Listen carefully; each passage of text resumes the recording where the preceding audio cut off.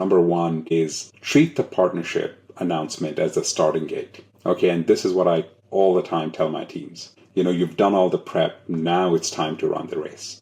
Two is and there are a couple of tricks to be able to do that, which requires hard work on the part of the partner people. So, for example, one of the things that I used to do is I used to work with my sellers and the solution architects to get the IT landscape at the customer. No partnership is going to be successful unless there is a strong technical integration. Every founder wants a big enterprise partnership. It is, after all, a cool validation for your work. But few know how to make partnerships work. In this episode of the Founder to Fortune podcast, Pankaj Dugar, who built Databricks ecosystem before it became a juggernaut, reveals why most enterprise partnerships fail right after the press release and what founders must do differently, from product integration to alignment to the politics of co-selling.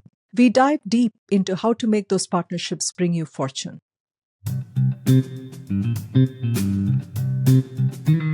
Hey Pankaj, so excited to have you here today. Thank you for making Likewise. the time. No, thank you for having me on. Well, thank you, Pankaj. Pankaj, you've had a really illustrious career. Can we start getting into a little bit about your experience? I've been in the industry for 30 plus years now. By my educational background is in computer science, but I decided early on to be more on the business side of things. And I've worked at consulting firms, technology firms. I've worked in a variety of different roles, including corporate development, direct sales, partner development, strategy, operations, etc. I've generally tended to go to companies, at least over the last 15 years or so, where the company was trying to do something new. In other words, I decided that I wasn't the guy that was going to go in and be just another person in a vast machinery. And that has been really, really good for me because I'm naturally a very, very curious person. I read whatever I get my hands on. And the last few stints that I've done at places like HP, Google, Databricks, and AI21 Labs have been extremely gratifying for everything that I've learned. And the one thing that I have learned is no matter what you know, you realize that half of the things you don't know. So it's a continuous learning process, and it's been fun. That is fascinating. Your last couple of roles, especially Pankaj, very, very interesting. Could you please double click a bit about your role at Databricks and AI21 Labs? Sure. So when I joined Databricks in early 2018, they were a relatively small company, about 250 or so people.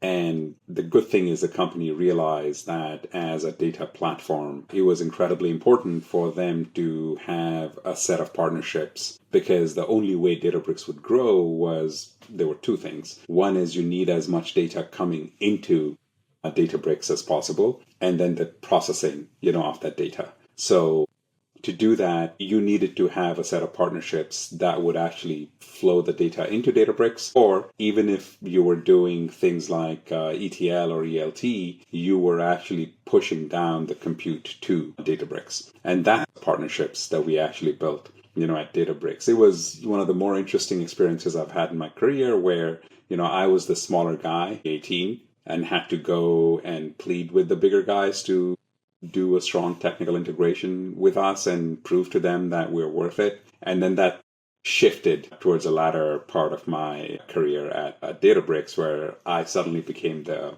bigger guy and something that everybody wanted to talk about and want to integrate with. That must have felt really good, that transition. Well, it shows that you bet on the right horse. It also shows that hard work really pays off. It was a unique experience, and it's not often that people get to experience it, and it's very satisfying. It teaches you a lot of humility, and then the good thing about that is once you do become quote unquote the bigger brother in the partnership, you do have a lot of empathy because you know where you came from, you know how much you had to work to get somebody to do an integration with you, and now all of a sudden you've got lots and lots of companies wanting to proactively work with you. So it's a good feeling. It's a reward. It's a byproduct of all the hard work that goes in. And then AI21, still sort of in the startup phase, about 250 people. It's been a phenomenal journey. The technical talent of the company is unparalleled. Some of the, best engineers and researchers in the world, and building really bleeding edge products, particularly in the foundation model side and the agent platform side, tackling incredibly hard problems for the enterprise. I mean, I should say that I'm through and through an enterprise software guy. I know very little, if anything, about consumer products or how to grow those things. So yeah, both of these journeys have been incredible. I took a break after Databricks, because things have been so intense. And then currently I decided to take a break after AI21 because things have been so intense and trying to reclaim some of my time for the family and myself. That's awesome. Wow, what a journey. It looks like 250 is your magic number somehow at both Databricks and AI21 Labs. And the humility and the learning and the journeys, I think this is what makes you uniquely valuable to the ecosystem, Pankaj. And there's so much to learn and unpack from you here. You already mentioned the P word, partnerships. I want to start by saying most partnerships that tend to get announced, they tend to seem like a press release that will most likely won't go anywhere. I know you've had experiences to the contrary, but could you tell us why that ends up being so for the most part? Yeah, it's actually not that hard to understand. So more often than not, victory is declared when a press release is, announced or put on the wire. There are a number of problems with that approach, that the larger of the two companies, right? And typically they tend to be a larger company and a smaller company. They have hundreds, if not thousands of partnerships. Okay. So in some level, it's very hard for them to start bringing you into customers or paying special attention to you just because a press release, has been done. And no seller at your partner company is going to rock their sales cycle by bringing you in just because a press release is out there. And so you need to understand that. So what can you do? There are a number of very specific things that you need to be fully aware of. So number one is treat the partnership announcement as a starting gate. Okay. And this is what I all the time tell my teams. You've done all the prep. Now it's time to run the race. Two is you have to articulate how you're going to help the partner seller make their number. It's not about, well, this integration is great and the features are great, so can you bring me in? Because there's 10 other companies telling them exactly that. Three, and this may be very counterintuitive, but you have to bring the larger company, again, assuming that there's a larger company and a smaller company, like you're a startup and there's a CSP. You have to bring them into a customer. It's very counterintuitive, but when you internalize that, things start to become a little bit easier. Four is if you have a joint win, really amplify it. Nothing moves the needle like having a win wire or case study done once a joint win is established. And then, finally, number five is make the people you're working with heroes internally, okay? Because nothing creates a champion more strongly than you actually making heroes out of the people that you're working with internally, okay? So if you keep those in mind, the byproduct is more and more customers and more joint wins. Far too often people, even if they don't fully declare victory, they think of it as a major rest stop. As in like, okay, now that the partnership is announced, I can sit back and wait for my partner to bring me into deals. That just doesn't happen. Wow, this is just amazing. The 5 learnings that you shared, and particularly starting with the mindset from the get-go, treating a partnership PR to be not the destination, but actually the beginning of the journey. And then everything else that follows that, everything from, even if you're a startup, making sure that you are bringing customers to that bigger enterprise. That, like you said, is so non-intuitive. And I want to say, I just do not know of any startup that has had that mindset, at least of the ones that I have worked with. Because it's always the expectation that, oh, they're the big guys. They have access to the bigger customers. But, like you pointed out, they don't have the incentive to do that necessarily unless they understand how this will help them meet and exceed their quotas at the individual sales level. Yeah, absolutely. I mean, first and foremost, the sellers on either side, are much more interested and recognized for selling their first party products. Okay. They're not going to, like I said, rock a sales cycle by bringing somebody else in because they actually don't know whether that's going to be accretive to the sales cycle or it's actually going to derail the sales cycle in some way. So you do have to, sort of convince them. And there are a couple of tricks to be able to do that, which requires hard work on the part of the partner people. So, for example, one of the things that I used to do is I used to work with my sellers and the solution architects to see if there was a way for me to get the IT landscape at the customer. So customer A, like, hey, what does their footprint look like? Okay, and normally you would see, your own company in certain parts, and then you'd see a whole bunch of ecosystem partners or potential ecosystem partners that would be listed there as well. And they could be used in different divisions or entirely different workflow. What you need to do is to make sure that when you are bringing the sellers together, you are helping with the cross-pollination. So, for example, if you are if your product is already present in one part of company A, but your partner's product is deployed in a different part of company A, both sellers are interested in upselling, but for whatever reason, they may not know the right set of people in the other parts, right? When you bring those sellers together, each party now has an interest in understanding and gaining insights and what is happening in that other part of the company. Like, what can I do to actually sell there? Okay, and then offer up your own insights into what you're doing and what the customer is looking for. Okay, the good byproduct of that is not only are you exchanging ideas and just building better insight into the overall corporate architecture, but I've never seen a conversation that hasn't involved discussing the rest of the patch that these sellers have. Oh, by the way, we're both talking about company A, but also I manage all of these other companies in Southern California. And then the other seller is like, oh, yeah, I've got these 3 companies, and then it goes from there.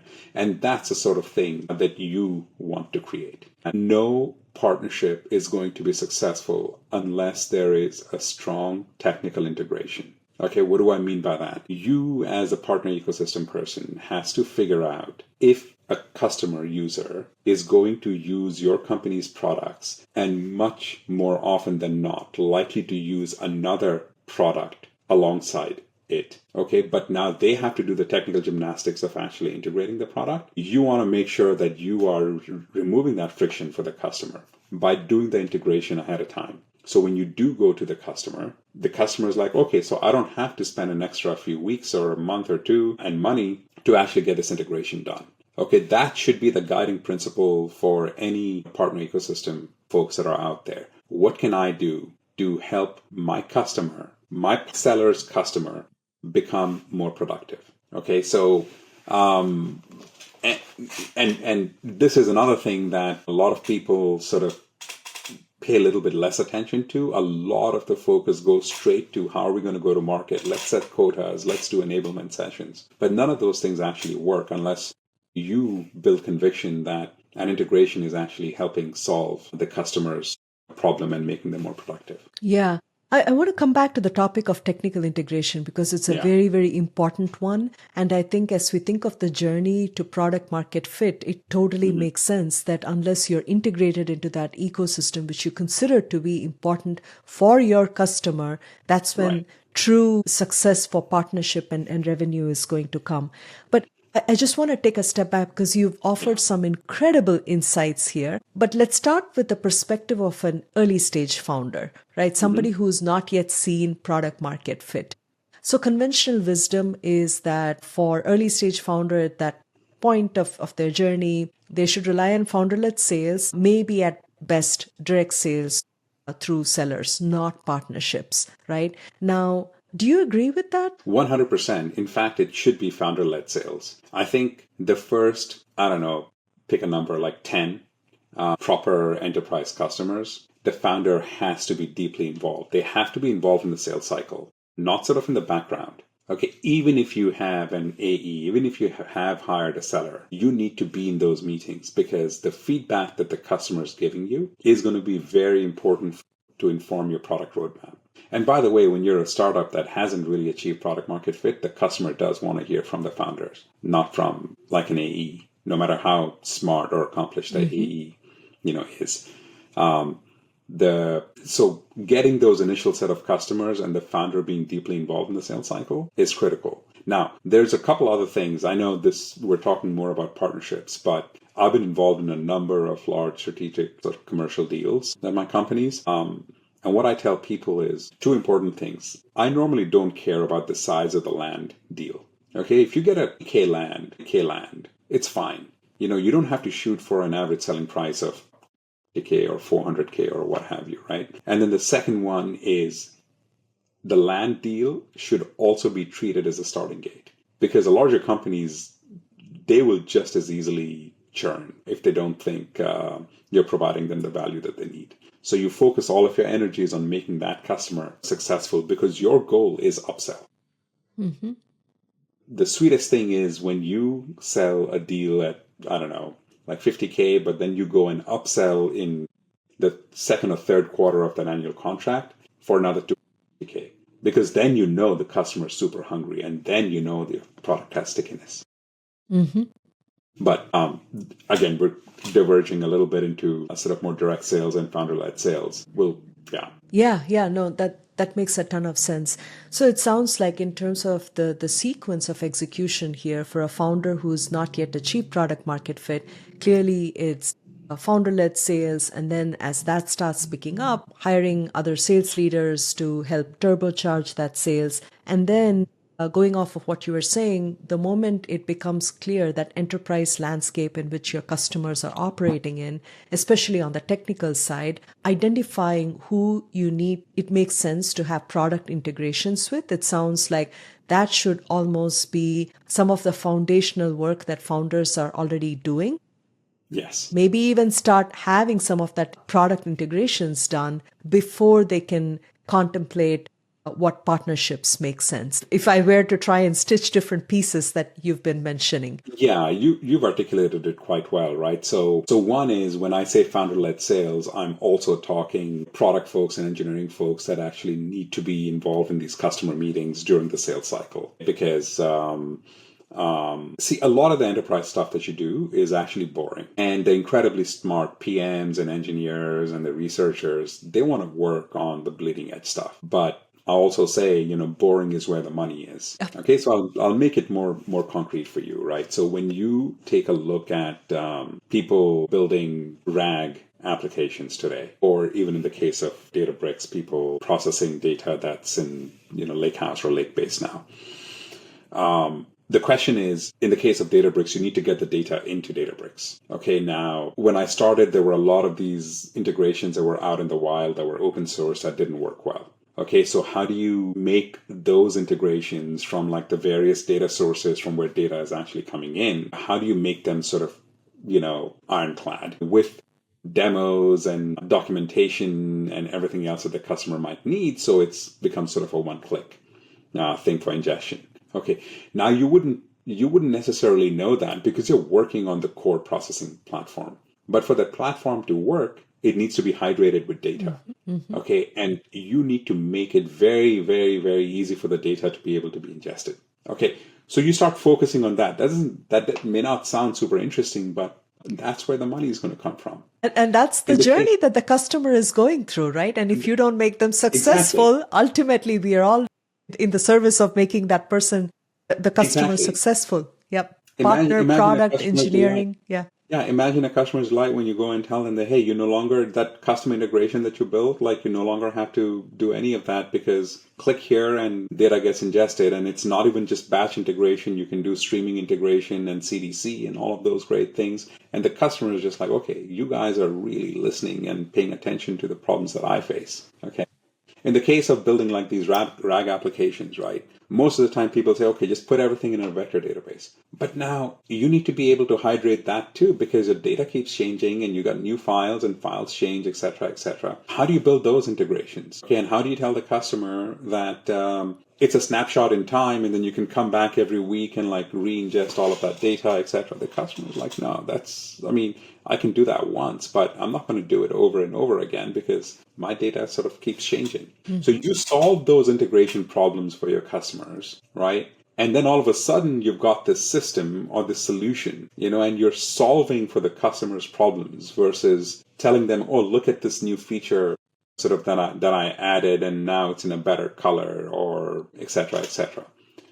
There are boring problems that customers have that can sometimes be hard to solve, but those are really the problems that you actually want to solve. I love how much you're focusing on the customer's problems and the product and the integration side of things here. Just moving through this journey of partnerships for startups, right? That arc of different things at different points, if you will. There are quite a few words that people use to talk about different aspects of partnerships, everything from OEMs and channels to technical alliances, co-selling, and then there are, of course, the SIs, the system integrators here. The reason I threw all those words out there here with you is that I think for founders, it's kind of confusing. Like, who do I need? When do I need? Do I need any of them at all? I mean, of course, we've established pre-product market fit, just focus on getting the product out there, land and expand with more product integrations. After that point, Pankaj, is there like a framework to use to think about where to start, what to do when? Yeah. So there are lots of nuances, right? But if you want to put some big building blocks, the way to organize things is to say that, okay, let's say there are, sort of broadly 5 categories of partners, right? So you've got your CSPs and your neoclouds. You've got your hardware platforms, so there could be your server folks or it could be your semiconductor folks. Then you've got your ISVs, you've got your SIs, and then you've got your channel and distributors. Okay, that's mostly purely from a go-to-market standpoint. Now, how do you sequence these partnerships? And even within these things, do you go after like the biggest SIs that are out there, or do you actually start with the national SIs, the regional SIs? And they also vary by geography. So it works differently in the US than it does in Europe and in Asia Pacific. In general, what I've found is the farther away you get from the US, the more you want to start relying on channels to actually sell. So like a reseller relationship. And it can be overwhelming for folks that haven't, been in the go-to-market in the ecosystem world. And everybody wants a partnership with AWS. Everybody wants a partnership with Accenture. Okay, they're like, okay, as long as I can get those things, then I can sit back or maybe not sit back, but it becomes easier for me to get customers and inbounds. And again, Yeah, good luck with that. Yeah. It just doesn't happen. Again, you have to identify, a very specific need and which partner is actually going to solve for that need. So within this framework of like the broadly 5 categories of partners, right, there are a few that you're going to have to figure out a way to work with, even if it is a starter level partnership, like the CSPs, for example. If you are a cloud native company, then that's what you want to do. If your strategy is, I do want to offer like private deployments or on-prem deployments, then you may have a slightly different strategy. That may include working with the likes of, HPs and Dells of the world. So you have to sit back and not overanalyze it, but speaking to sort of an experienced partner person can help you at least Occam's razor, right? I mean, you can actually whittle away some of the more complicated things, and what will remain is like, okay, I've got a small playground now, and I just need to work through that. And then again, all of the things I said earlier apply. Once you get a partnership, it doesn't automatically mean you're going to get deals coming in. Recently, I was speaking to a founder, and he said, I've got this presentation coming up with, 100 sellers at this big partner. What should I talk about? I said, you tell them how you're going to help them make their number. He's like, what do you mean? I said, look, they're going to go from your presentation to another presentation to another presentation. They're not going to remember any of it. What they will remember is something distinct that you say, where you have told them that this is how you will accelerate their sales cycle. And this, of course, you have to tell them the problem that you're actually solving, right? And then how you're going to actually help them, close a deal, and give them some examples. And I think we don't scratch the surface enough, because we don't want to sometimes come across as like maybe too direct or any of these other things, but that's literally what sellers care about. Like, Just tell me how you're going to help me. Otherwise, I'm not going to bring you in at all. Yeah. Yeah. They have a goal to meet. It's not just Yeah. about some cool new product, for Yeah. sure. Pankaj, this all sounds great from the point of view of speaking to the partners. But what about internal alignment? I think you already gave us all a very good example of how internally you'd go and talk to the sellers and talk to them about the tech stack and help drive that alignment. But what about making sure that there isn't a kind of competition, if you will, between the partner sellers and your internal sellers? Yeah. So I'll say this sort of upfront. It has been my belief for 20 plus years that ultimately everyone's just going to compete with everyone. Okay, and I've seen that play out over and over and over again, and it has only accelerated now in the AI world. Somebody who was a strong partner of yours yesterday because you were entirely complementary in the work that you did are suddenly becoming competitors. I love to tell my teams that I live in a world of Venn diagrams. Okay, I'm always very keenly attuned to what is the A intersection B, the A intersection being B being the overlapping competing products between you and the partner company. And at some point, the overlap becomes so much that you can no longer work together. Okay, and that is just part of life. Once you make peace with that, it becomes a lot easier to go and figure out sort of the complementary bits of where you can actually partner. Okay. I mean, you're seeing that play out. I mean, you're seeing hardware vendors get into like software and AI. Everybody's offering solutions. You've got the semiconductor vendors actually getting into the cloud business and software business, model business. You're getting the platform guys getting into more or less the cloud and the data storage business. So this is just going to happen. You've got systems integrators that are actually building their own platforms so the customers don't have to leave their little microcosm to get work done. So having said all of that, internal alignment is extremely important. One of the companies that I worked at, I'll start with a little anecdote. One of the companies that I worked at, it took me a month to get my first meeting with a product manager there. And when I did meet with the product manager, finally, they said that, look, whatever it is you're doing is not part of my goals for the year at all. Okay, my goal is increasing user count for any new feature that I develop. Okay, it's not about increasing the revenue that I get. Okay, so it makes no sense for me to prioritize whatever it is that you're asking for. Okay, it was complete misalignment. And within sort of a month of joining, I was like, I don't know if I've actually made a mistake or if the company is really serious about like getting into this whole business.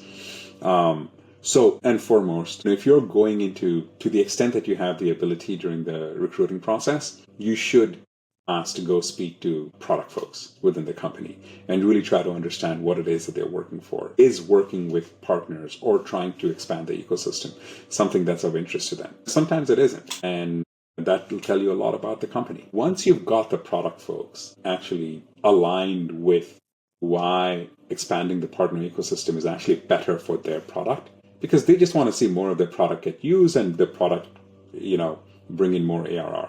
If you can show them a path that is in fact going to be the case, they're going to help you wholeheartedly. Alignment with the product team is super important, which is why uniquely at Databricks, right, I first reported into the sales organization, but then I reported to the product organization because there was this recognition that there was a lot of work to be done for Databricks to build out, it's technically build out its product ecosystem. When it comes to sales, okay, the partner ecosystem folks have to realize that your first and foremost responsibility is to ensure that your company is selling its products. You are not there to service your partner sellers. You are here to help your sellers. And the best way you can do that is something that I mentioned earlier, which is figure out wherever your product is deployed, what does the IT footprint of that company look like? Find out what other partners are working there and get them to then cross-pollinate. Those have been by far the most successful conversations for me. It requires work. It's not easy, but you've got software today that'll actually tell you who are your common customers, etc., etc. And then as long as your seller is convinced that bringing or working with his partner is actually accretive to their sales cycle, makes their sales cycle go faster, helps them upsell, cross-sell into a different division, they will be more than happy to actually work with you And you build that relationship. And like once you've got one or two of these things going, the word spreads, other people want to work with you, etc., etc. But again, none of this works without a strong technical integration, because if the customer falters when they're trying to use your products together, then you get all of the flack for like, you talk the partnership up, but it's not delivering. So there's all of these little pieces, and it helps to have us dive into the technicals every so often, even as a partner ecosystem person, which I'm glad I do every single time. I will go deeper and deeper until such point that I'm like, okay, I can't understand this anymore. But each time I do that, I go a little bit further. So that's beneficial. Pankaj, this is such a refreshing take on all things partnership that you just shared, right? I mean, everything from the inevitability of competition when you go out and strike partnerships, also the alignment that you talked about from the technical team, the product team. And what all this, of course, means is that the commitment to having partnerships needs to start at the very top for startups, Absolutely. perhaps at the CEO level. And 100%. without that, this orchestration between different teams isn't going to quite work out. And how, you talk about establishing credibility and wins for your internal sellers as well as your partners. That's what helps expand the ecosystem and sales for everybody involved here. Right. I love that very, very methodical approach that you're proposing. I think there's a ton here for founders to learn from, and which is why I just didn't even share any reactions, because I was going to say for everything is just you just hit the nail on so many important points. Yeah, and you put a nice little bow on top, right? I mean, it has to start from the CEO. They have to believe that a partner ecosystem is actually a strong pillar for their growth, which I'm fortunate in my previous companies. The CEOs have recognized, and it gives you a lot of latitude. It's a lot of hard work, because everything we've talked about here today is there's a little bit of this, and then there's this channels, and then there's integration, there's working with customers, there's aligning interests of product and your sellers, etc. But doing all of those things is hard. But if you do them bit by bit, you're actually going to build a robust, technically sound partner ecosystem.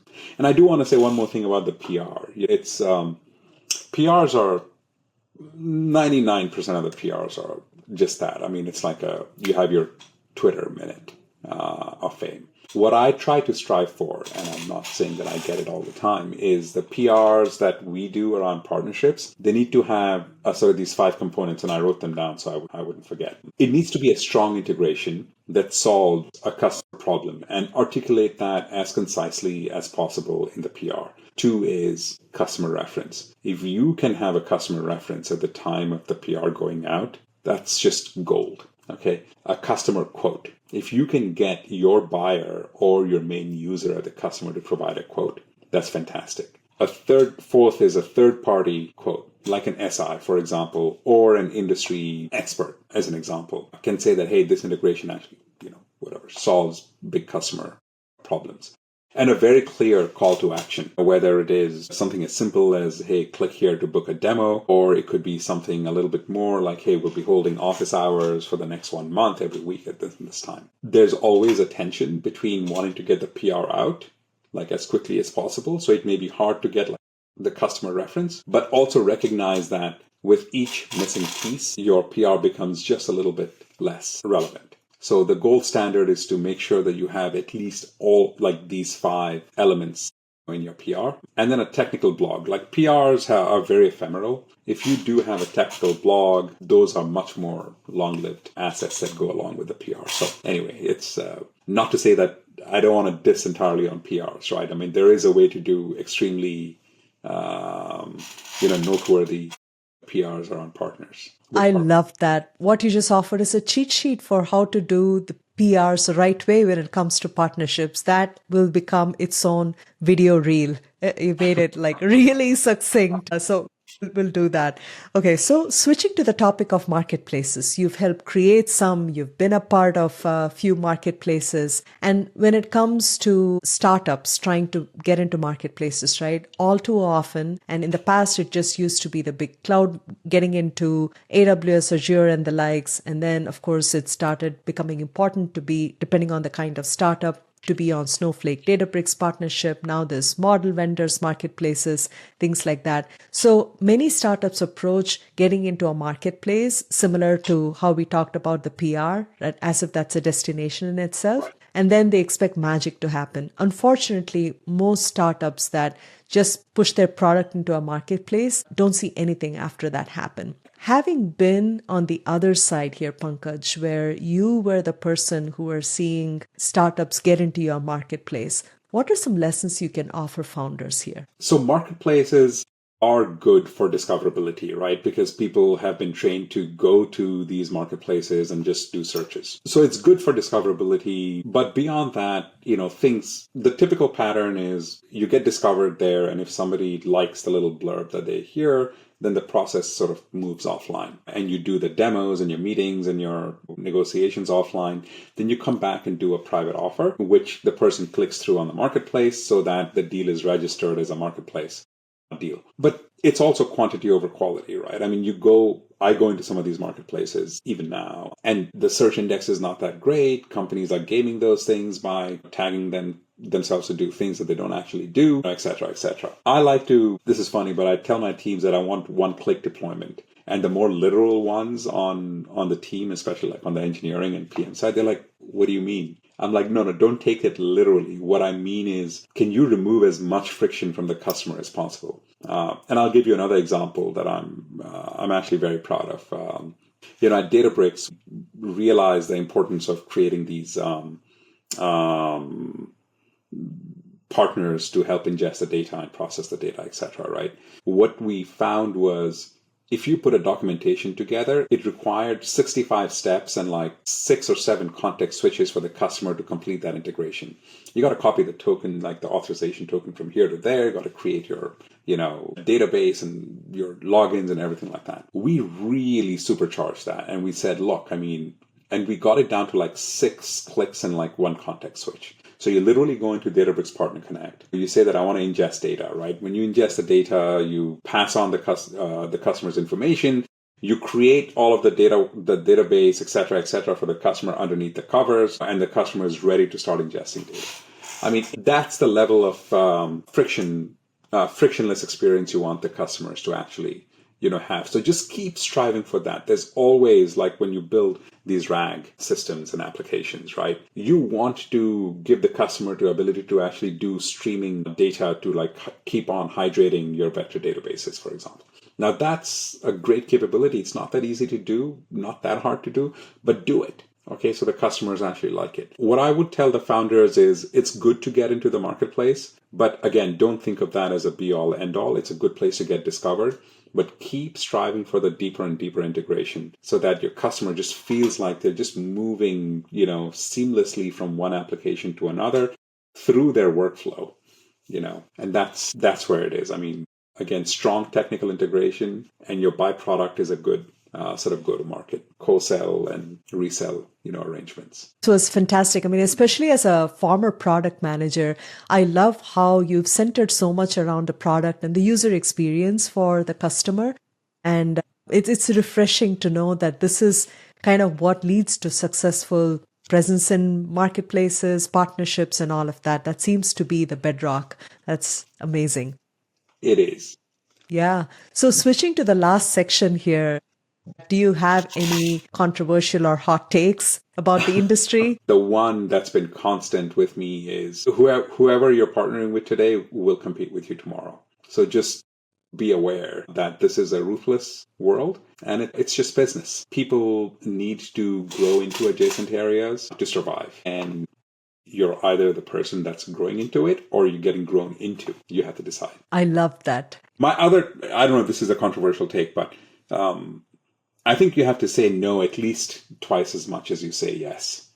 Maybe even 3 or 4 times, particularly because how quickly things are changing now. So you really have to have both a telescopic and a microscopic view on, hey, if I'm going to put all my eggs in this basket today, where is this basket headed, in like a year from now, 2 years from now? And if you have the ability or think enough to be able to look around the corners, I think you'll be in good company. But if you want to ride the gravy train, that's good with me too. But unlikely that I'll probably work with you. That is awesome. I love how you talked about having both the telescopic and the microscopic view. It's tough to do that, right? You got to keep changing out the lenses or make adjustments, but all the same, it's so important, especially for founders, cannot lose sight of the bigger picture. On that note, Pankaj, this was such a joy speaking to you. You've offered so many golden nuggets here for all of us to process. Thank you so much for making the time. It's been a pleasure, Vidya. Thank you for having me on.